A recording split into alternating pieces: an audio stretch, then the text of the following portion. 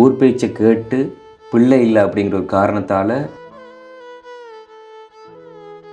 முல்லைத்தீவால் அவர் தூரத்தால் விட்டுட்டு போயிடுவார் என்று சொல்லி அம்மா விரும்பலை. நானாக தான் விரும்பி கட்டுனேன். கடைசி அவங்கள்ட்ட என்ன சொல்லிட்டு போனார் போகும்போது? அவர் பழகு நாட்கள் சொல்லியிருக்காங்களாம், பைத்தியத்தோடு இருக்க வேணாம், நீங்கள் விட்டுட்டு போங்க என்று சொல்லியிருக்காங்க. ஏற்கனவே பார்க்க செஞ்சு 2 புள்ள இருக்கேன்னு சொன்னார். யாருக்கு? அவருக்கு தான். யாருக்குமே இந்த நிலை வரக்கூடாது. உங்களை மனநோய்னு சொல்லி பேசுகிறவங்க வந்துட்டு அவங்க ஏதாச்சும் தொழிலுக்கு போகிறாங்களா இல்லைன்னு சொல்லி 10 வருஷ வாழ்க்கையில் 5 வருஷம் ஒரு பிரச்சனை இல்லை இருந்தார். 5 வருஷம் பிரச்சனை ஒன்று தூங்கினார். 10 வருஷம் இல்லை பிள்ளைச்ச 2 இல்லாமல் போய் போட்ட உடுப்புக்கு அடுத்த உடுப்பு இல்லாமல் தான் இவ்வளவு காலம் நான் அவங்கிட்ட யார்கிட்டையுமே பழகுறாக்கட்டையோ பணக்கராக்கட்டையோ எனக்கு ஒரு சல்வார் வாங்கித்தாங்க, உடுப்பு வாங்கித்தாங்கன்னு நான் இது வரைக்கும் கேட்டதே இல்லை. நாராயணன் தம்மன நோவுவேன். அனுதினமுமே வந்து கிருஷ்ணரை வழிபடுறீங்க, போதிக்கிறீங்க.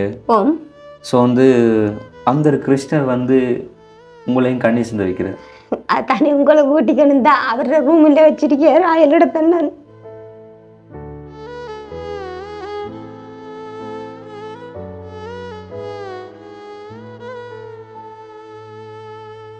வணக்கம். இது தமிழ் திறனில் ஆர்ஜே தமிழா. நான் உங்கள் RJ Prahaladan and KJ Diva. Okay, இன்றைக்கும் ஒருத்தங்களுக்கான உதவியெல்லாம் வந்துட்டு இப்போ கொஞ்சம் வித்தியாசமாக தான் இருக்குது. என்னென்னு சொன்னால் வந்து உதவி வித்தியாசம் இல்லை, எல்லாம் அவங்களுக்கு உதவி பெற்றுக்கொள்கிறவங்களும் வித்தியாசம் இருக்கிறாங்க தான் சொல்லணும். என்னென்னு சொன்னால் மேலே தெரியும் உங்களுக்கு, கணவன் மனைவிக்குள்ள வந்துட்டு பிரச்சனைகள் 1000 வரும். ஸோ வந்து அதனால் 2ஆக பிரிஞ்சு வாழ்கிறவங்க வந்து தனிமையில் கணவன் ஒரு பக்கம் வந்துட்டு மனைவி ஒரு பக்கம் வாழ்வாங்க. ஸோ அதே மாதிரி தான் இன்றைக்கி வந்துட்டு கணவனால் கைவிடப்பட்ட ஒரு தாய், அவங்களுக்கு மெயினாக என்னென்னு சொன்னால் வந்துட்டு அவங்களே ஃப்ரெஷர் ஆகி கொண்டு கொஞ்சம் அப்செட் நிலைக்கு கொண்டு வந்திருக்கிறாங்க. கேட்டால் சொல்கிறாங்க வந்துட்டு தங்களுக்கு வந்துட்டு அந்த பிள்ளை பாக்கியம் இல்லை, அதனால் கணவர் வந்து அதை ஒரு இதாக சொல்லி பேசினதாக வந்து அண்ட் அதை தாண்டி ஊர் மக்களும் தன்னைத்தானே வந்துட்டு கொஞ்சம் மனநிலை பாதிக்கப்பட்ட அப்படி சொல்லி சொல்கிற மாதிரி நிறைய ஃபீல் பண்ணி பேசியிருந்தாங்க. கடைசியாக வந்து உண்மையில் என்னம்மா உங்களுக்கு பிரச்சனை, கணவர் ஏன் விட்டுட்டு போனோன்னு சொன்னால் வந்துட்டு கணவர் வந்துட்டு மலடு அப்படி இப்படி சொல்லி கண்டபடி வந்து பேசியிருக்காங்களாம், பிள்ளை பாக்கியம் இல்லாதனால. கல்யாணம் கட்டினவர்கள் வந்து ஒரு 10 வருஷமாக வாழ்ந்துருக்காங்க. ஸோ 10 வருஷமாக வந்து பிள்ளை இல்லாமல் இருக்கவங்க வந்து நிறைய பிரச்சனைகள் இருந்தானே. ஸோ அப்படி பிரச்சனைப்பட்டு வந்து சண்டை பிடிச்சிட்டு கணவர் பிரிஞ்சு போயிட்டு அதுதான் வந்து ஸோ அந்த ஒரு அம்மா வந்து நீங்கள் வீடியோவில் பார்த்தீங்கன்னா தெரியும் எந்த ஒரு மென்டாலிட்டியில் வந்து அவங்க இருக்கிறாங்களா அப்படின்னு சொல்லி. ஸோ நாங்களே பேசுகிறதோட நீங்களே வீடியோவில் பார்க்கலாம். வீடியோ பார்க்குறதுக்கு முன்னால் நம்ம சேனலில் புதுசாக பார்க்குறாங்களா இருந்தால் முதல்ல நம்ம சேனலை சப்ஸ்கிரைப் பண்ணிவிட்டு அப்படி பெல் பட்டனை கிளிக் பண்ணுங்கள். இப்போ வாங்க வீடியோக்குள்ளே போகலாம். வெறிச்சோடினமா நான் வீடு வந்து நல்லா பலவெல்லாம் நீட்டாக இருக்கிறேன். நீட்டாக இருக்கா? தண்ணி அவங்களே பார்க்குறது இல்லை, தண்ணி இருக்கிறாங்க. பழமையாக போகிற இடங்கள்லாம் கூட காக்கா குருவி சத்தம் கேட்கும். சத்தம் மட்டும் இல்லை. வணக்கம் அம்மா. வணக்கம்.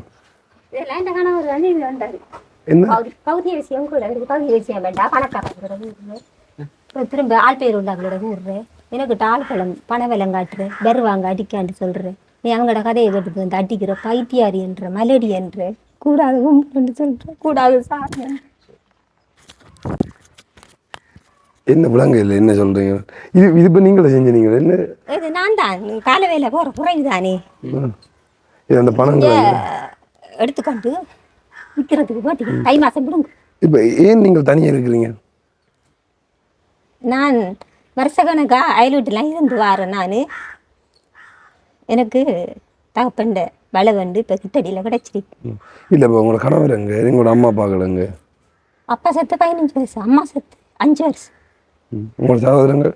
அவரங்கள் 2 அக்கா, ஒரு தங்கச்சி, நான் ஒரு அண்ணா. அவரோட ஒருத்தர் தொடர்பில்லை, குடியாராள்னு சொல்லி பிரச்சனைக்குரியாள். அவர் எங்க இருக்காருன்றே தெரியாது. இது தெரியாது? இல்லை இல்லை, எப்பயாவது ஒரு நாள் வருவார். உங்களோட கணவர் எங்க?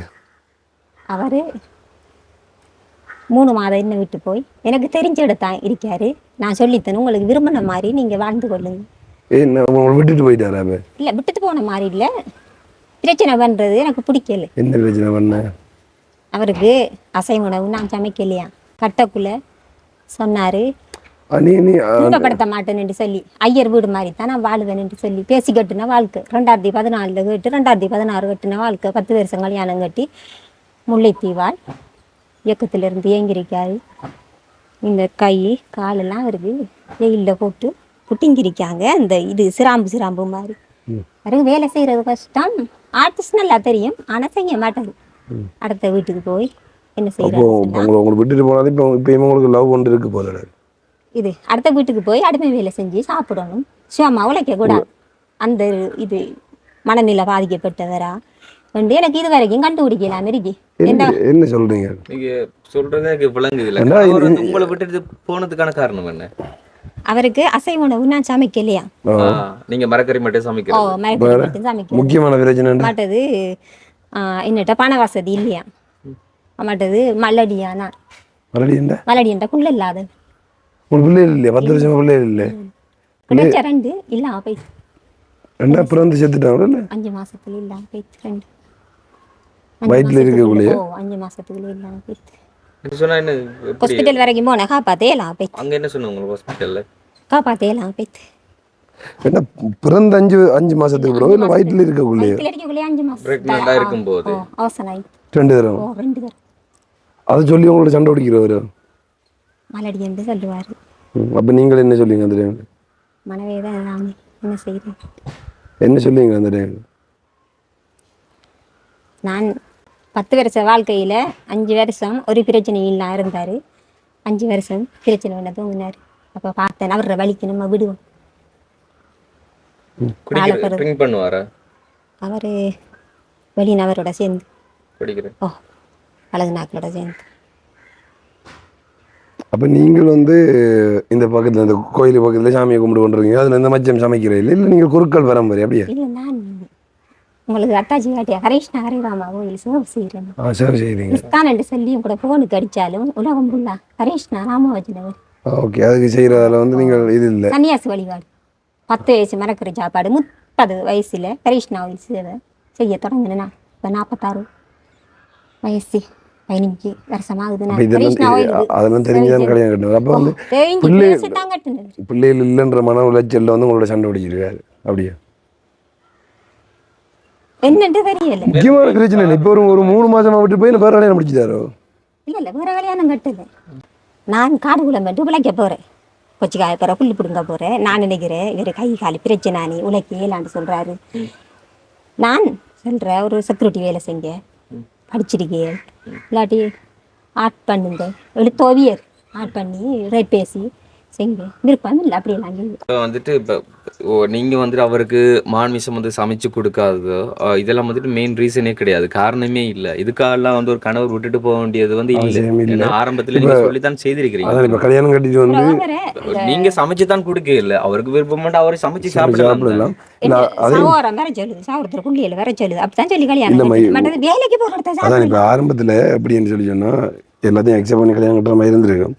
ஸோ பிள்ளைகள் இல்லைன்னு வந்த பிறகு வந்து அதை ஏற்றுக்கொள்கிற மனநிலை வந்திருக்காது. ஸோ அதுக்கப்புறமா வந்து சண்டைகள் வந்து என்னட்டு சொல்லுவாங்க, சண்டையை தனமா நாக்கிட்ட கூடித்தான் இப்படி சண்டைத்தனம் அந்த நல்ல மனுஷன் பாருங்க ஆட் பண்ணிட்டு நாராயணன் அதெல்லாம் அவர் அங்கே இருந்தது.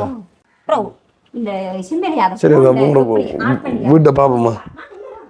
ஓகே, இப்போ வீட்டை வந்து பாருங்கள். இது அவங்கள்ட்ட வீடு கிடையாது. அவங்க வந்து இப்போ இருக்கிற வீடு வந்துட்டு கிருஷ்ணருக்குரிய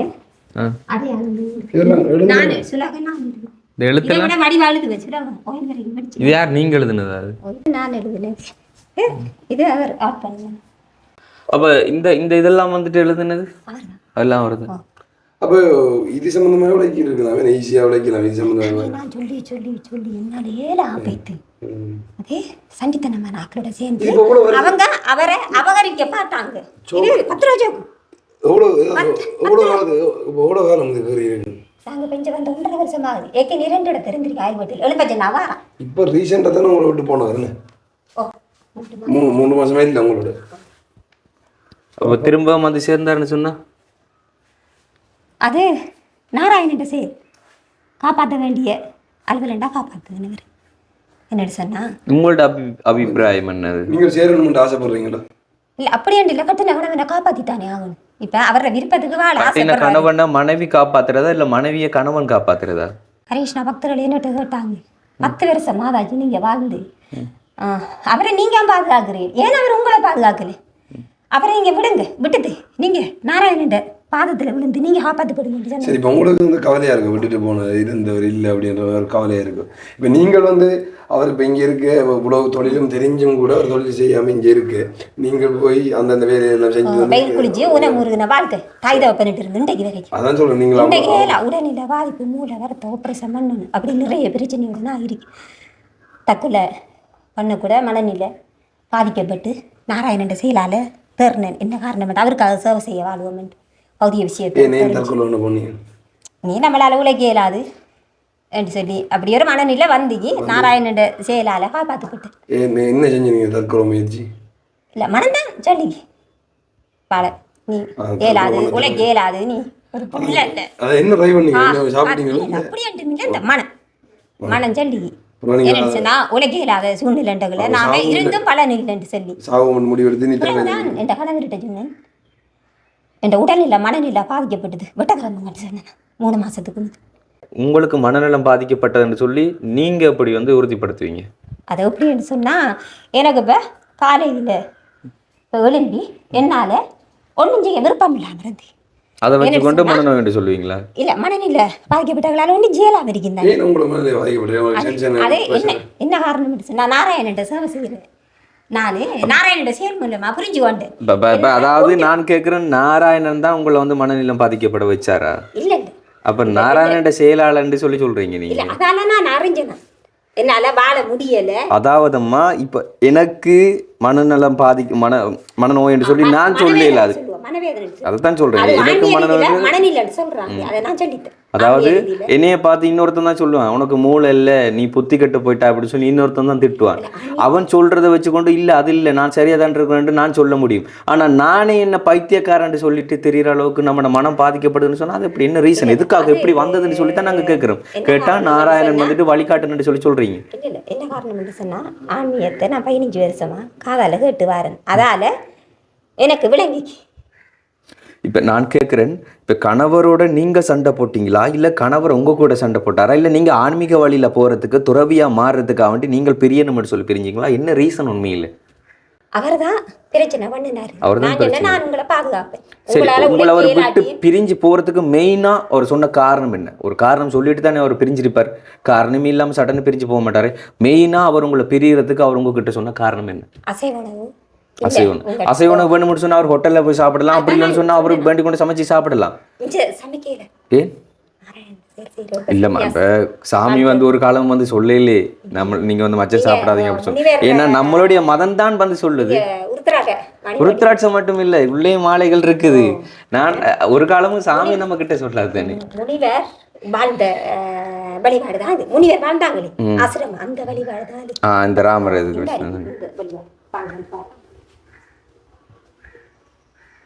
பகவான் ஸ்ரீ மகாவிஷ்ணு கடைசி அவதாரம் 5.5 தலைமுறை 580 வருடம் பகவான் ஸ்ரீ சைதன்ய மகாபிரபு அவதரிச்சு அவரோட பக்தருக்கு நான் தான் பகவான் ஸ்ரீ கிருஷ்ணர் என்ற மனைவி திருமதி ராதாராணி மண்டைக்கு அவரோட அவதார நாள் நாளைக்கு கோயிலுக்கு உங்களுக்கு இந்த மிஷனில் வந்துட்டு போதிக்கிறாங்களா அசைவ உணவுகள் வந்து உட்கொள்ளக்கூடாது அப்படின்னு சொல்லி போதிக்கிறாங்களா? ஒவ்வொரு ஞாயிறு நாங்கள் போகிறோம். அது தூய்மையான வழிபாடு. ஓகே என்னென்று சொன்னாம வந்து எப்பவுமே நம்மளுக்கான ஒரு ஃப்ரீடம் சுதந்திரம் நம்மளுக்கு இருக்கு. அப்போ வந்து இப்போ கட்டின கணவனை வந்துட்டு பார்த்துக்கொள்ளணும்னு சொல்லி நீங்கள் ஆசைப்படுறீங்க. இப்போ உங்களால் பண்ண முடியாது, நீங்கள் சாமி வழிபாட்டு அதில் வந்துட்டு போகிறதுனால வந்து உங்களால் அவருக்கு சமைச்சு கொடுக்க முடியாது. ஆனால் சொல்லித்தான் கல்யாணம் கட்டுங்க. ஆனால் அவர் வந்து சமைச்சு சாப்பிட்றதுக்கு நீங்கள் சுதந்திரம் கொடுக்கணுமா இல்லையா? நான் இப்ப இந்த வாழை ரெண்டா பிரிச்சு தாரண்டு சொல்லி நீ என்னால ஒண்ணும் செய்யல ரெண்டா பிரிச்சு இல்ல நான் கேக்குறேன். நான் இன்னொரு கேள்வி கேட்கிறேன். நான் வந்துட்டு சமயத்தை வந்துட்டு விமர்சனம் பண்றேன்னு சொல்லி சொல்லாது நினைக்காதீங்க. நானும் சைவ சமயம் தான், இந்து வந்து நான் சொல்ல மாட்டேன், நான் சைவ சமயம். ஸோ வந்துட்டு சைவ சமயத்துல வந்துட்டு சைவ சமயத்தை போதிக்கிறதுக்கு பாதியில வரவங்க தான் சொல்லி இருக்கிறாங்க நீங்க அசைவ உணவு வந்துட்டு உட்கொள்ளக்கூடாதுன்னு சொல்லி. நம்மளுக்கு வந்துட்டு கடவுளா இருக்கிற கடவுள் நம்ம கிட்ட வந்து ஒரு நாள் வந்து சொல்லல நீ வந்து என்ன வழிபடணும்னு சொன்னா நீ வந்துட்டு அசைவ உணவு வந்து உட்கொள்ளக்கூடாது அப்படி சொல்லி எந்த கடவுளும் சொன்னதில்லை. ஏன்னா நம்மளுடைய மதத்தில் தான் சொல்லப்படுது வந்துட்டு கண்ணப்ப நாயனரோட ஒரு கதை. அந்த கண்ணப்ப நாயனரோட கதையில் என்ன சொல்லப்படுது சொன்னா கண்ணப்ப நாயனார் வந்துட்டு வேட்டையாடுறவர், அவர் வந்துட்டு சிவனுக்கு பண்டி இறைச்சி வச்சு வழிபட்டதாகவும் அதே கண்ணப்ப நாயனருக்கு சிவன் வந்துட்டு அருள் புரிஞ்சதாகவும் வந்து நம்மளோட மதம் தான் சொல்லுது. ஆனா அப்பாவா ஸ்ரீ கிருஷ்ணர் வழிபாடு, வைஷ்ணவ வழிபாடு. மனிதனா தோன்றின நாம வந்து மனிதன்றதை தாண்டி ஒவ்வொரு ஜீவராசிகளும் ஒவ்வொரு மிருகங்களும் ஒன்றை உட்கொண்டுதான் வாழ்ந்து கொண்டிருக்குது. ஆனா அது பாவம் சொல்லி நம்ம மரக்கரை சாப்பிட்றோம்னு சொன்னா அந்த மரத்திற்கும் ஒரு உயிர் இருக்குது. அப்ப அதையும் நம்ம கொல்லக்கூடாது தானே. அது தாவர இனம். அதுதான் கேட்குறேன். அதுக்கும் ஒரு உயிர் இருக்குது. மிருகம் ரத்தம் சம்பந்தப்பட்டது. உயிரை கொண்டு உயிரை சாப்பிட்டு உயிர் வாழ்றது பாவம் என்று சொல்லப்படுது தானே. உயிரை கொண்டு உயிரை சாப்பிட்டு உயிர் வாழ்றது அதுக்கு நோகம் தானே. இப்ப நம்மளை வெட்டுனா நமக்கு நோகம் தான். அப்ப நீங்க மரத்தை வெட்டும் போது மரத்துக்கு நோகாதா? நீங்க ஒரு பனை மரத்திலேயோ ஒரு முருங்கை மரத்துல வெட்டு போட்டா நாளைக்கு அதுல ஒரு கொஞ்சம் தண்ணி வடியுது. எங்க இருந்து வருது? எப்படி வருது? ரத்தம் இல்ல. அது அதுக்குரிய ரத்தமா இருக்காதா? மரத்துக்குரிய ரத்தமா இருக்காதான்னு கேக்குறேன். சொல்லப்படல. அதாவது சொல்லப்படலைன்னு சொன்னா கடவுள் நம்ம கிட்ட சொல்லல, இடையில வந்து போதிக்கிறவங்க சொல்றாங்க. சன்னியாசி அவங்கிட்ட கேட்கணும். எந்த சன்னியாசியும் நான் இதுவரைக்கும் கேட்ட கேள்விக்கான பதில் என்னட்டு சொல்லல. ஆனாலும் நானும் கடவுள் பக்தி என்றதை தாண்டி நான் கடவுள் பக்தியில தானே. இப்ப உங்களை கொண்டு வந்தது அவர் நான் நினைக்கிறேன் எனக்கு உதவுறது. கண்டிப்பா நானும் இன்றைக்கு இந்த ஒரு இடத்துக்கு வந்திருக்கேன்னு சொன்னா ஏதோ ஒரு பிளஸிங் இருக்குது, ஏதோ ஒரு ஆசீர்வாதம் இருக்குது. அது என்னோட தாயா இருக்கலாம், இல்லைன்னு சொன்னா என்னோட நண்பர்களோட பிளஸிங்கா இருக்கலாம், சொன்னா வயதுல மூத்தவங்களுக்கு நாங்கள் செய்யற உதவி வச்சு கொண்டு எங்களுக்கு கிடைக்கிற பிளஸிங்கா இருக்கலாம். சரிங்களா? அதனால இந்த அளவுக்கு வளர்ந்து வந்திருக்கோம். ஆனா கடவுளும் ஏதோ இருக்கலாம், இல்லாம இருக்கலாம். ஆனா கடவுளால மட்டும் நான் இந்த இடத்துக்கு வந்தேன் மட்டும் சொல்லல. பல பேரோட பிளஸிங்கால நான் இந்த இடத்துக்கு வந்திருக்கிறேன். கடவுளுங்கிறது வந்து நம்ம நாடி போறதுக்கான காரணம் வந்து நம்மளோட மனசுக்கான ஒரு அமைதி கிடைக்கிறதுக்காக. நீங்க சொல்றீங்க நீங்க அந்த ஒரு மிஷனுக்கு போறீங்கன்னு சொல்லி உங்களோட மைண்ட்ல இருக்க அவ்வளோ அப்செட், அவ்வளோ ஹை ப்ரெஷர் எல்லாத்தையும் குறைச்சிட்டு அந்த ஒரு இடத்துல அமைதியாக தியானம் பண்றதுக்கு அந்த ஆலயம் வந்துட்டு ஒரு இடமா இருக்கு. ஆலயத்தில் வந்து இப்போ சொல்கிறாங்க வந்துட்டு இந்த பெண்கள் வந்துட்டு பீரியட்டான போகலாது, அங்கே குழந்தை கிடைச்சா போகலாதுன்றலாம் சொல்லி அதெல்லாம் சுத்த போய் தஞ்சை பெருங்கோயிலெல்லாம் வந்து ஒரு கோயில்கள் இருக்கும்போது கூட வந்து அங்கெல்லாம் வந்துட்டு ப்ரெக்னெண்ட்டாக இருந்தவங்களுக்கு கூட வேலை செய்திருக்கிறாங்க. அதெல்லாம் அங்கேயே வந்து பிரசவமும் நடந்திருக்கு தஞ்சை பெருங்கோயிலில், அந்த பெரிய சிவன் கோயிலில். ஆனால் இன்றைக்கி வந்துட்டு இடையில போதிக்க வரவங்களுக்கு தான் வந்துட்டு இது எல்லாத்தையும் மாற்றி விட்றாங்க. ஸோ நாங்கள் வந்து கடவுள் இல்லைன்னு சொல்லலை, கடவுள் இருக்குன்னு நினைக்கிறவங்களுக்கு கடவுள் இருக்கிறார். ஆனால் ஆலயம் அப்படிங்கிறது வந்துட்டு அங்கே வந்து நம்ம மனசை வந்து தூய்மைப்படுத்திக் கொள்றதுக்கு, நம்ம வந்துட்டு கொஞ்சம் ரிலாக்ஸாக இருக்கிறதுக்கு. ஆனால் அசைவம் அப்படிங்கிறது வந்துட்டு சைவ சமயத்தில் இருக்கிறவங்களை வந்து உட்கொள்ளக்கூடாது அப்படின்னு போதிக்கிறதுலாம் எந்த வகையில் வந்து நியாயம் அப்படி சொல்லி தெரியாது. ஹிந்துஸ்தான், அதாவது இந்தியாவில் ஹிந்தி மக்கள் தான் ஹிந்துன்றது வந்து போதிச்சாங்க. உண்மையிலே தமிழ் மக்கள் வந்துட்டு சைவர்கள்னு சொல்லும்போது காளி, அதாவது போருக்கு போகும்போதெல்லாம் காளிக்கு மாடு வெட்டி கிடா வெட்டி பழி கொடுத்து அதை உட்கொண்டு போனவங்களும் இருக்கிறாங்க. அப்போ உங்களுக்கு இப்படி போதிக்கப்பட்டிருக்கு, நீங்கள் அந்த ஒரு சுச்சுவேஷனில் இருக்கீங்க. ரைட், இதெல்லாம் ஒரு சப்ஜெக்ட், அது ஒரு பக்கம் இருக்கட்டும். எங்களுக்கு அது வந்து தேவையே இல்லை. நாங்கள் இன்றைக்கி மெயினாக வந்தது வந்து கண்டிப்பாக இன்றைக்கி நாங்கள் நிச்சயமாக வந்தது வந்து நீங்கள் கணவரை வந்து பிரிஞ்சு இருக்கிறதாகவும் கணவர் உங்களை விட்டு சென்றதுக்கான காரணம் என்ன அப்படிங்கிறத கேட்டு இன்றைக்கி நீங்கள் தனிமையில இருந்து வெயிலாக போய் தொழில் செய்கிறத தாண்டி வீட்டோட இருந்து ஒரு தொழில் செய்கிறதுக்கு நாங்கள் ஏதாச்சும் ஒரு வகை பண்ணி தரத்துக்காக வேண்டி தான். ஆனால் இந்த இடத்துக்கு வந்துட்டு நான் உழவுக்கு வந்துட்டு நான் உங்களோட ஆர்கியூவெல்லாம் பண்ணலை, இதுதான் உண்மை அப்படிங்கிறத நான் சொல்கிறேன் வெளியில். ஓகே அம்மா, உண்மையில் உங்களோட பேச வந்ததும் நானும் சப்ஜெக்டெல்லாம் மறந்து எங்கேயோ போயிட்டேன். உண்மையில் என்ன சொன்னால் எங்களுக்கும் வந்து எப்பயுமே வந்து ஆர்கியூ பண்ணுறதுனா படிக்கும். ஒருத்தங்களோட ஒருத்தர் வந்துட்டு பேசி கொண்டிருக்கிறதுனா அப்படியே ஒரு விவாதம் பண்ணி கொண்டே போயிடும். ஸோ அது அப்படியே பழகிட்டுது. ரைட்டாக அது ஒரு பக்கம் இருக்கட்டும்.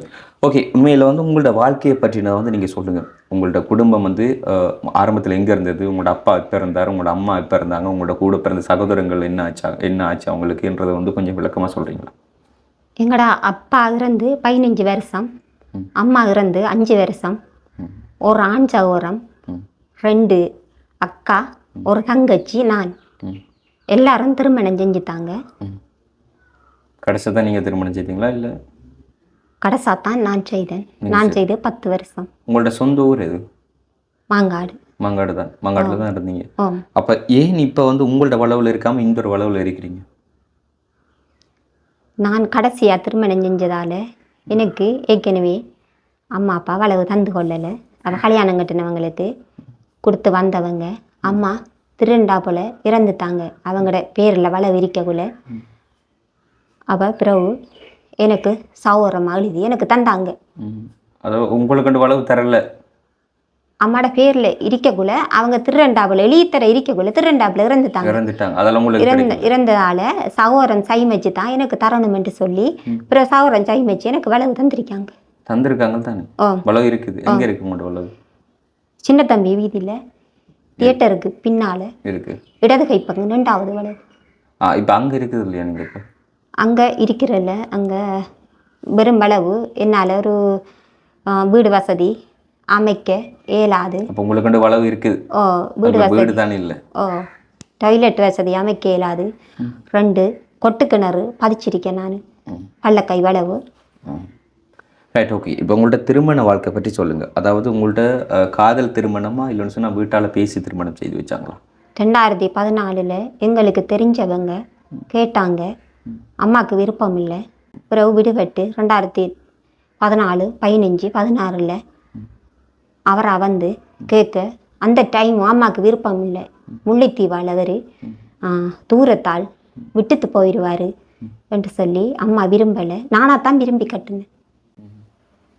இப்போ முல்லைத்தீவுலேருந்து இங்கே எப்படி வந்து தெரிஞ்சவங்க மூலமா எங்களோட வீட்டுக்காராக்களுக்கு. ஓகே. அவர் போராட்ட காலத்தை விட்டு வந்ததுக்கு அப்புறமா வந்து. ஓம். ஓகே. அவர் ஒரு போராளி அப்படிங்கிறது உங்களுக்கு எப்படி தெரிய வந்தது? அவர் ஜெயிலில் இருந்து அவர கை எல்லாம் நகமெல்லாம் பிடுங்கிருக்காங்க. சிராம்பு மாதிரி அவர கை விரல், கால் விரல் இல்லை. அப்போ சீமந்து வேலை செய்ய இயலான்னு சொல்லுவார். கஷ்டமான வேலை செய்ய இயலாது, அதுகளுக்குள்ள பிரச்சனை ஆகுனா கேன்சர் ஆகுமென்று சொல்லுவார். ஓ ரைட், ஓகே. அப்போ முல்லைத்தீவுலேருந்து மட்டக்களப்புக்கு வந்து திருமணம் செய்த ஒரு ஆண்மகன். அப்போ திருமணமான புதுசில் உண்மையில் என்ன சொல்கிற, அந்த போராட்ட காலத்துக்கு பிறகு வடக்குக்கும் கிழக்குக்கும் மாதிரி சில பிரச்சனைகளால் கொஞ்சம் வேற்றுமைகள்லாம் பார்க்க தொடங்கணும். ஆனால் இப்போல்லாம் அப்படி கிடையாது. எல்லாருமே வந்துட்டு சமமாக வந்து பழகி கொண்டு ஒருத்தருக்கு ஒருத்தர் புரிஞ்சு கொண்டு இருக்கிறாங்க. ஆனால் அந்த பிரச்சனைகளுக்கு அப்புறமா வந்துட்டு சில பிரச்சனையை வச்சு கொண்டு தான் அந்த அப்படி சொல்கிற அந்த வேற்றுமை பார்க்கப்பட்டது. ஆனால் இப்போ அந்த வேற்றுமைலாம் கிடையாது. எல்லாரும் வேற்றுமை தாண்டி ஒற்றுமையாக இருக்கிறாங்க. அப்போ நீங்கள் திருமணம் பண்ண அந்த புதுசில் இங்கே இருக்கிறவங்களும் வந்துட்டு, அதாவது வெளி ஆட்கள் வந்து உங்கள்ட்ட குடும்பத்தை பார்த்து என்ன சொன்னாங்க? அதாவது அவர் முல்லைத்தீவால் இங்கே வந்து திருமணம் பண்ணார் அப்படி இப்படின்னு சொல்லி ஏதாச்சும் பேசினாங்களா? ஊர் மக்கள் காய்ச்சவங்க தான். உறவு எங்களோட வீட்டாக்கள் பழகுன குடும்பத்தோட போய் பழகிதான் அவங்க தான் அவருக்கு கதை சொல்லி, உங்களுக்கு அசைவ உணவு சமைச்சு தரல, நான் சைவ உணவு தான் சாப்பிட்றேன். நான் 10 வயசுலேருந்து 30 வயசில் கிருஷ்ணா கோயில் வழிபாட்டு எடுத்தேன். இப்போ எனக்கு 46 வயசு. பிறகு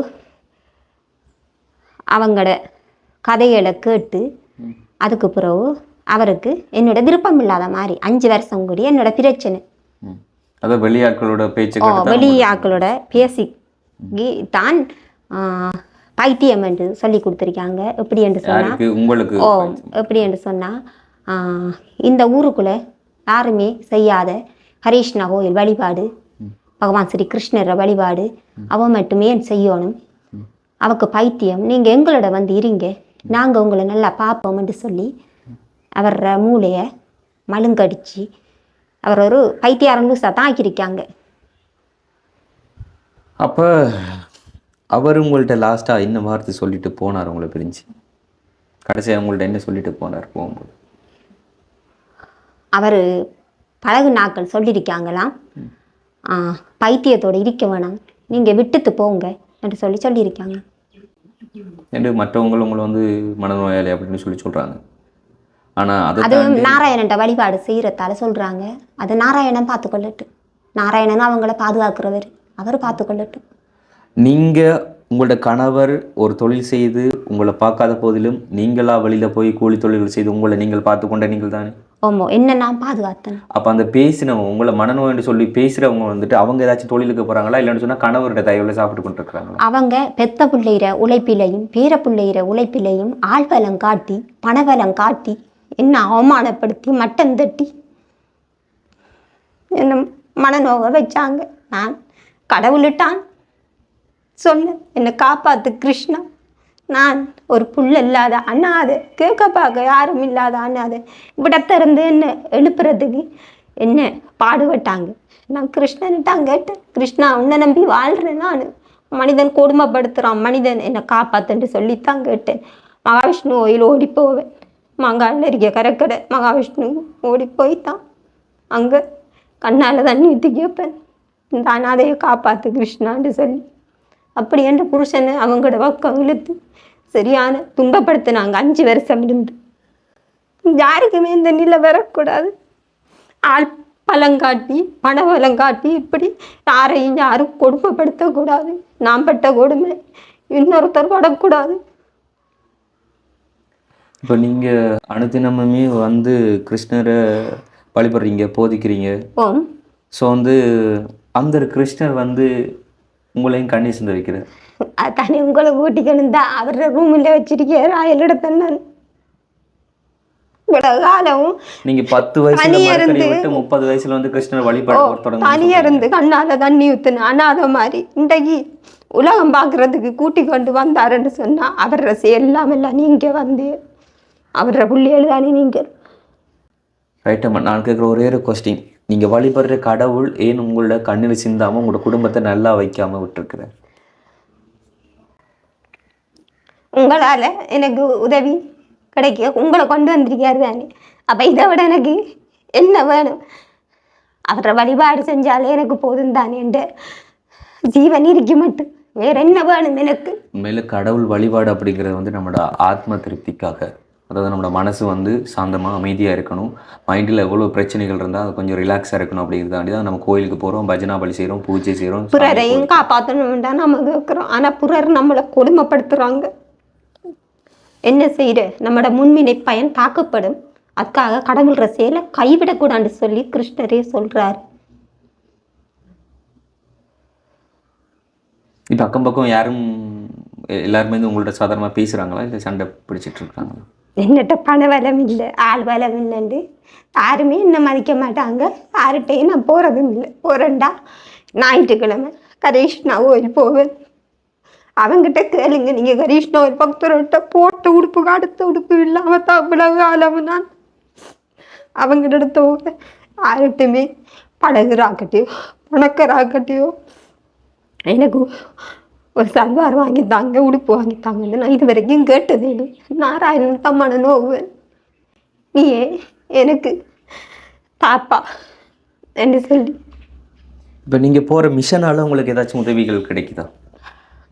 அது நம்மட ஊருக்கு அடிக்க கோயில் மாதிரி தானே, நம்மளால வேண்டதை கொண்டு போய் வழிபாடு செஞ்சுட்டு வாரா. நம்மகிட்ட 1000 பேர் இருந்தாலும் இந்தாங்க கிருஷ்ணருக்கு எடுங்க மரக்கறி இந்த அறிக்கை எடுங்கன்னு சொல்லி நாங்கள் கொடுத்துட்டு வரோம். நாம கடவுள்கிட்ட எதிர்பார்க்கக்கூடாது. Okay right. நான் வந்து நீங்கள் எத்தனை வயசில் வெளியில் தொழில்களுக்கு போக தொடங்குனீங்க? நான் அம்மா அப்பாட்ட இருக்கக்குள்ளே என்னென்ன வேலையெல்லாம்? வெங்காயம் வெட்டி, அப்புறம் கொச்சிக்கு காஞ்சி, கொச்சிக்க புல்லு பிடிங்கி, கத்தரி பயத்தை அதுகளுக்குள்ள உள்ளு பிடிங்கி நான் விட காலம் நான் வாழ்ந்து வந்தேன். எனக்கு உடல்நிலை பாதிக்கப்பட்டது என்று சொன்னால் தலையில் நிறைய நான் அடி வாங்கியிருக்கேன். நான் யார்கிட்ட இருந்து?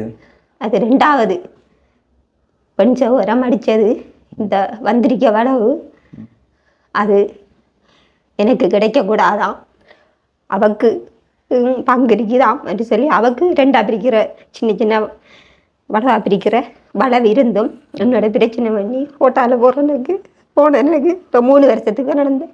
பின் மண்டையில் கல்லால் உறிஞ்சி கூட பிறந்து கொஞ்சம் மட்டும் கொஞ்சம் பிரச்சனையால் அவவும் நிறைய கோல் சொல்லி என்ற கணவரோட நிறைய பிரச்சனையை உருவாக்கி அடிக்க வச்சிருக்கா. பிரச்சனை இல்லை, அந்த கல்லால் எரிஞ்சு களுவாஞ்சிக்குடி ஹாஸ்பிட்டல் வரைக்கும் நானத்தான் தனியாக அங்கே செத்து டாக்டர் ஆம்புலன்ஸில் ஒன்று தான் டாக்டர் தான் என்ன மட்டக்களப்பில் காப்பாற்றிருக்கேன். அந்த களுவாஞ்சியில் போட்ட தையல் புள்ளன்ட்டு சொல்லி நீ தியேட்டரில் தச்சு கிளீனுக்கு ஒப்பின்னு தான் இருக்கிறது. 3 வருஷம் நடந்தது. அப்போ அந்த தலையில் திரும்ப திரும்ப அடி வாங்கினா தலை வழக்கம் இல்லாமல் இருக்குது, குனிஞ்சி வேலையே இல்லாமல் இருக்குது. வேலை செய்யும்போது என்ன பண்ணுது?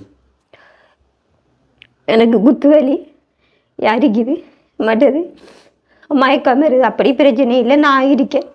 இப்போ உங்களோட இந்த வளவுக்குள்ள மண்பட்டி பிடிச்சி பாத்தி கட்டி இந்த பணம் இதெல்லாம் வந்துட்டு செய்து அது எல்லாத்தோட செய்வேன் நான். கஷ்டப்பட்ட கைதானே. இப்போ இது வரைக்கும் நீங்கள் இந்த கூலி தொழில் செய்ததில் ஏதாச்சும் உங்களை கொண்டு பேங்கில் ஏதாச்சும் சேகரிப்பு செய்து வச்சிருக்கீங்களா? நான் சவரம் கஷ்டம் ஒருத்தர உள்ளே கஷ்டம்னு சொல்லி பார்த்துருக்கேன். அவங்க இப்போ என்ன பார்க்குறாங்க, என்ன கேட்டால் தருவாங்க, சாப்பிட பிரச்சனை இல்லை, அவங்களும் கஷ்டம்தான். நான் கேட்குறேன், உங்களுக்கு நீங்கள் இது வரைக்கும் தொழில் செய்து உழைச்சிங்கள் தான். ஒரு நாளைக்கு சாதாரணமாக ஒரு கூலி தொழிலுக்கு போய் நீங்கள் எவ்வளோ வரைக்கும் உழைச்சிருக்கிறீங்க?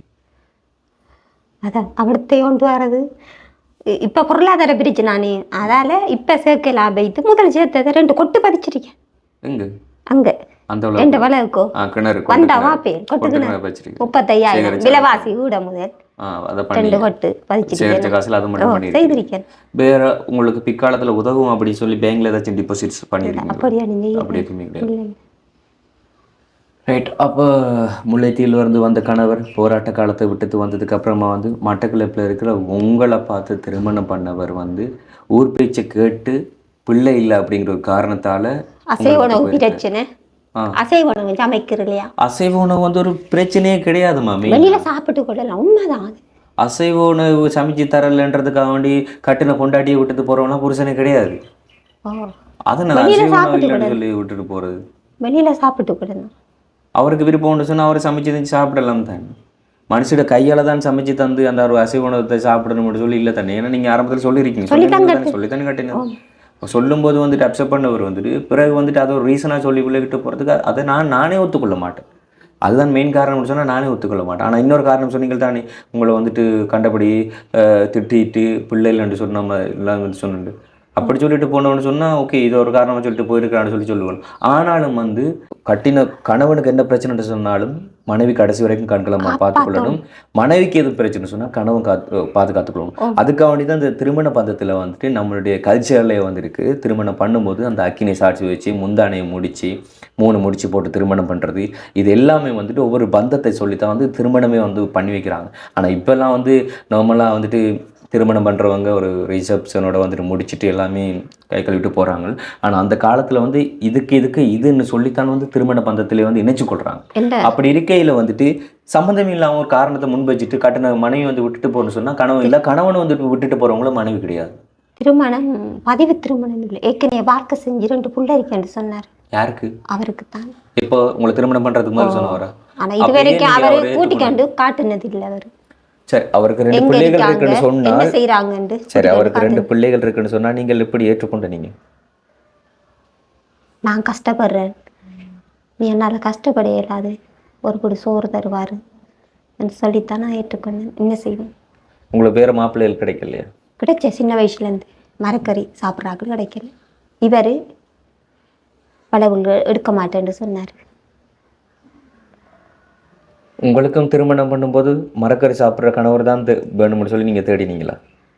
அப்படி கிடைச்சா நல்ல மண்டு பார்த்தேன், பிரச்சனை வராதுன்னு சொல்லி. ரைட். அது என்ன சொல்கிறேன்னு சொல்லி எனக்கு தெரியல. உங்கள்கிட்ட இந்த இதுக்கு வந்து உங்கள்ட்ட ஒரு எதிர்பார்ப்பு இருந்திருக்கு, வர கணவர் வந்துட்டு மரக்கறி சாப்பிட்ற ஒரு கணவராக இருக்கணும்னு சொல்லி. உங்கள்கிட்ட கணவருக்கு பிரச்சனையாக இருக்குது, நீங்கள் அவங்களுக்கு வந்துட்டு மாமிசம் சமைச்சு கொடுக்கல சொல்லி பாருங்கள். நாட்டில் இவ்வளோ பிரச்சனைகள்லாம் இருக்குது. ஆனால் இந்த குடும்பத்துக்கு இன்றைக்கி இருக்கிற ஒரு பிரச்சனைன்னு சொன்னால் வழிபாட்டால் வந்து ஒரு பிரச்சனையாக இருக்குது மெயினாக. அண்ட் அது தாண்டி அவர் ஒரு போராளியாக இருந்திருக்கிறார். ஆனாலும் தனக்கு முன்னாடி திருமணமாக இருக்க 2 பிள்ளை இருந்திருக்குன்றதை வந்து சொல்லியிருக்கிறார். சொல்லி திருமணம் பண்ணதுக்கு அப்புறம் வந்துட்டு அவர் இவங்களுக்கு உண்மையாக இல்லாமல் இருந்திருக்கிறார். ஸோ வந்து யார் மேலே எந்த பக்கம் என்ன பிரச்சனை, எதனால் இன்றைக்கி இந்த குடும்பம் 2ஆக பிரிஞ்சு இருக்குது, எதனால் இவங்க தனிமையில் விடப்பட்டிருக்கிறாங்க, எதனால் வந்து இன்றைக்கி தாங்களே வந்துட்டு மனநோயாண்டி சொல்லி கொடுறாங்கன்னு சொல்லி சத்தியமாக வந்து எனக்கு எதுவுமே புரியுதில்லை. ஸோ வீடியோஸ் பார்க்குற நீங்கள் வந்துட்டு உங்களோட கருத்துக்களை கமெண்டில் வந்து சொல்லிக்கொள்ளுங்கள். நாங்கள் இவங்களுக்கு என்ன பண்ணி கொடுக்கலாம், ஏது பண்ணலாம் அப்படிங்கிறது வந்து எனக்கு சத்தியமாக வந்து தெரியலாமா. சரி, இப்போ நீங்கள் என்ன ஒரு நோக்கத்தோடு வந்து எங்களை வந்து அழைச்சிங்க? ஏழையும் வாழலாம், கஷ்டப்பட்டவங்களும் வாழலாம் என்று சொல்லி நீங்கள் யூடியூப்பில் உதவி கொண்டிருக்கீர்கள் என்று சொல்லி அறிஞ்சுதான் உங்களை நாடினேன். ஓகே, இப்போ உங்களுக்கு ஒரு உதவி தேவைப்படுது அப்படின்னு சொன்னால் என்ன மாதிரியான உதவி தேவைப்படுது உங்களுக்கு? எனக்கு எந்த வளவில் ஒரு வீடு அமைச்சு, ஒரு டொய்லெட் வசதி அமைச்சு தாங்க, ஒரு தொழில் வசதி அமைச்சு தாங்க. என்னால் நீ வெயில் அப்படி சொன்னால் வேலை செய்ய இயலாது. மாங்காட்டில் இருக்கிற உங்கள்ட்ட அந்த வளவுக்குள்ளே உங்கள்ட்ட பேருக்கு எழுதி எடுத்துட்டீங்களா? காணி உங்களோட பேரில் 10 இருக்குதா? அந்த வளவுக்குள்ளே ஒரு வீடு கட்டி, ஒரு மலசல கூட முண்டு கட்டி உங்களுக்கான வாழ்வாதாரம் பண்ணித்தரணும்னு சொல்கிறீங்க. இதெல்லாம் உண்மையிலே சத்தியம் எங்கள்கிட்ட கையில் இல்லை. எங்களை பற்றின டீட்டெயில் உங்களுக்கு கொடுத்தவங்க வந்து உங்கள்கிட்ட என்னென்னு சொன்னாங்க? அவங்களால ஏன்ற வரைக்கும் செய்வாங்க. எங்களால் ஏன்றது முதல்ல வந்து உங்களுடைய நிலையை அறிஞ்சு உங்களுடைய நிலையை விசாரித்து அதற்காக முதற்கட்டமான ஒரு உதவி பண்ணுறது மட்டும்தான் எங்கள்கிட்ட கையில் இருக்குமா. அண்ட் அது தாண்டி வீடியோஸ் பார்க்குற யாராச்சும் சரி இவங்களை நான் பொறுப்பெடுக்கிறேன், இவங்களுக்கான இந்த ஒரு உதவியை பண்ணி கொடுக்குறேன்னு அப்படி சொல்லி முன்வந்தாங்கன்னு சொன்னால் தாராளமாக அந்த உதவி கொண்டு வந்து ஒப்படைக்கிறது அடுத்த கட்டமான எங்களுடைய ஒரு செயல். ஸோ அந்த முதற்கட்டமான ஒரு உதவி பண்ணுறது மட்டும்தான் நாங்கள் நிச்சயமாக வந்து பண்ணி கொடுக்கக்கூடியது. ஸோ அதை வந்து இப்போ பண்ணித்தரலாம். அண்ட் வந்து உங்களுக்கு என்ன பிளான் இருக்குது? இப்போ வீட்டோட நீங்கள் இது பண்ண போகிறீங்க, ஒரு தொழில் செய்ய முடியும், நான் வேலைக்குள்ளே போகத்தில்லை, இதை பண்ணிவிட்டு நான் வீட்டோட வந்து நானே இந்த வாழ்க்கையை பார்த்துக்கொண்டு நானே சாப்பிடுவேன்னு சொன்னால் உங்களுக்குள்ள என்ன பிளான் இருக்குது? எதுவுமே இல்லை. எனக்கு நீங்கள் என்ன செய்யணுமோ செய்து தாங்க ஒரு தொழில் வசதி. பட் நாங்கள் சொல்கிற தொழில் எல்லாம் வந்து உங்களால் செய்ய முடியுமா சொல்லி தெரியாது. ஆனால் நீங்களாக பிளான் பண்ணால் உங்களால் ஒரு தொழில் செய்ய முடியும் தானே? எனக்கு கொஞ்சம் தைக்க தெரியும். அது நாராயணன்ட்ட பிரார்த்தனை பண்ணி அது எனக்கு சொன்னால் மிஷினால் தைப்பீங்களா கையாலையா? தானாக கிடைச்ச மூட. எப்படி தைக்கலன்னு சொன்னால் என்ன தலை எனக்கு அந்த வெட்டுறது தைக்கிற முறையெல்லாம் எனக்கு கொஞ்சம் தான் விளங்கும். அந்த போன் மாடலுக்கெல்லாம் எனக்கு செய்ய தெரியாது. சும்மா நோம்பலாம். எங்கே கற்றுக்கொண்டு நீங்கள் எப்படி தெரியும்? நாராயணோட பிரார்த்தனை மூலமாக நான் வெயில் வாழ்க்கை வாழ்கிறேன் கிருஷ்ணா, எனக்கு தையல் உலைய தாங்க அப்படி சொல்லி கேட்டு பெற்றுக்கொண்ட இதுதான் கொஞ்சம் கொஞ்சம் தெரியும் தைக்க. சரிங்க, தைக்கிறதுன்னு சொன்னால் இந்த மிஷினால் தைக்கிறது சொல்கிறீங்களா கையால் தைக்கிறது? மிஷினால். மிஷின் இருக்கா உங்ககிட்ட? என்கிட்ட பழுதாகின மிஷின் தான் இருக்குது. எப்படி கிடைச்சது? அம்மாவால் கிடைச்சது. ஆமாம், அது எனக்கு இயலாது. சிங்கர் மிஷின் தைக்கிற கஷ்டமோ ஆக்களுக்கு தைக்கிறல எனக்கு நீங்கள் தைச்சது கஷ்டப்பட்டு செய்து கொள்ளுவேன். அண்ட் அது தாண்டி வேறு ஏதாச்சும் தொழில் உங்களால் செய்யலுமா?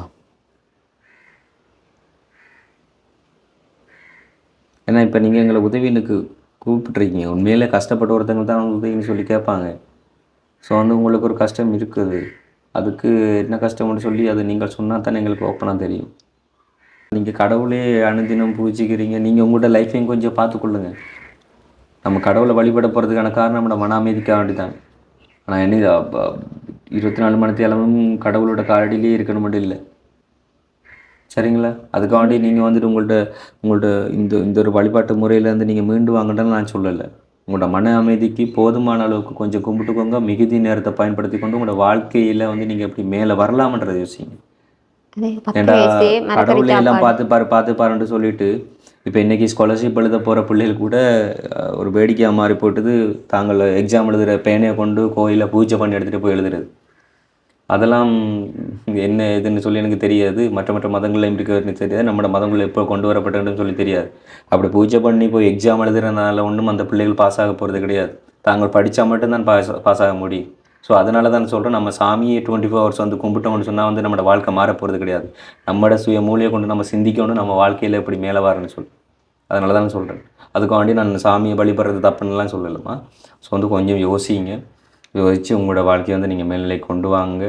அதே 10 வயசு மரக்கறி சாப்பாடு, 30 வயசு ஹரிஷ்ணா கோயில் வழிபாடு, 15 வருஷம் ஆகுது தானே. Right, okay.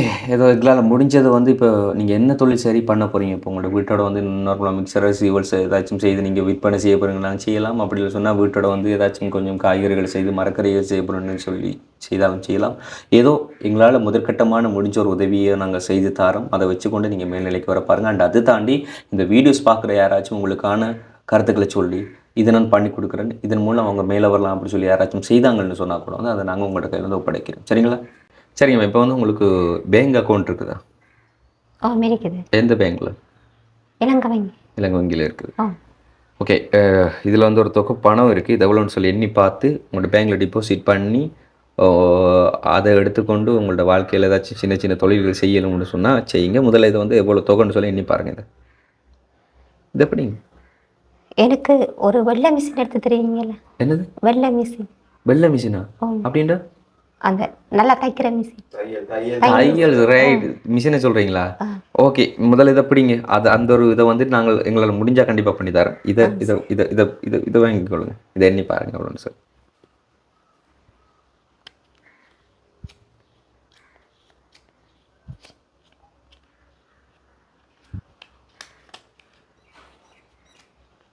$32,000 இருக்குது.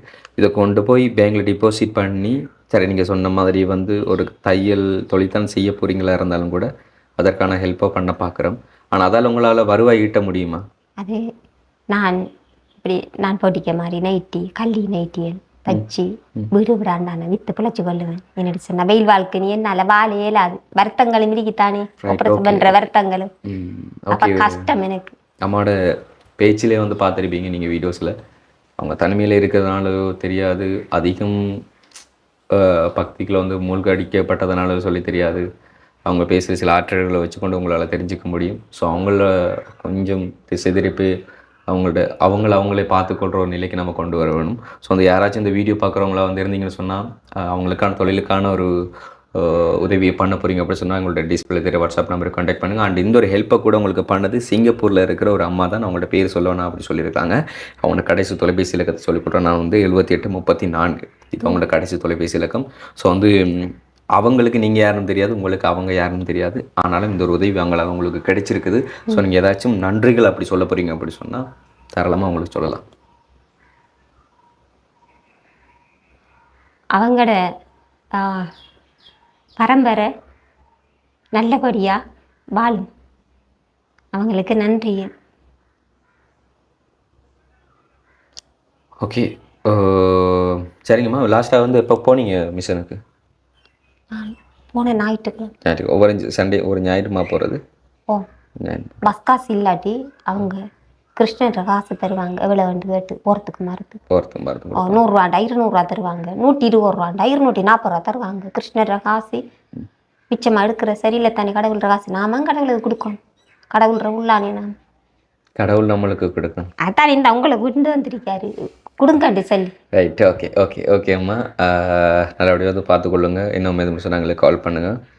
அண்ட் வந்து இன்றைக்கி இந்த ஒரு வீடியோவில் வந்து நீங்கள் மனசங்கடப்படுற மாதிரி ஏதாச்சும் நாங்கள் பேசியிருந்தாலும் இல்லைன்னு சொன்னால் காணொலிகளை காமிச்சிருந்தாலும் அதுக்கு மன்னிப்பு கற்றுக்கொள்கிறோம். அண்ட் அது தாண்டி இந்த ஒரு காணொலியை வந்து முடிஞ்ச அளவுக்கு ஷேர் பண்ணிக்கொள்ளுங்கள். நாங்கள் இன்னொரு வீடியோவில் சந்திக்கிறோம். நன்றி, வணக்கம்.